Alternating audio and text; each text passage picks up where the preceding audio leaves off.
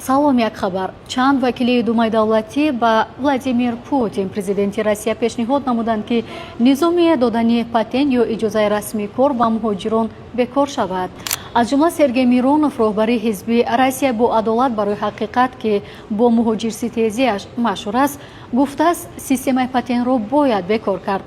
ин тасмим бояд исбот созад ки Россия воқеан ба коргар ниёз дорад. бигзор муҳоҷирон ба Россия биёянд, кор кунанд, музд гиранд ва дубора ба ватан баргарданд, гуфтааст Сергей Миронов.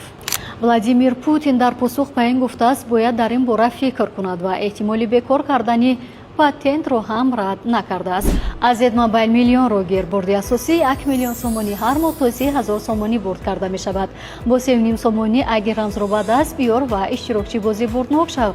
Эхтимоли аз 2 то миллион як қадам роҳ аст. хабарҳои бештар дар телеграм канали Asia-Plus.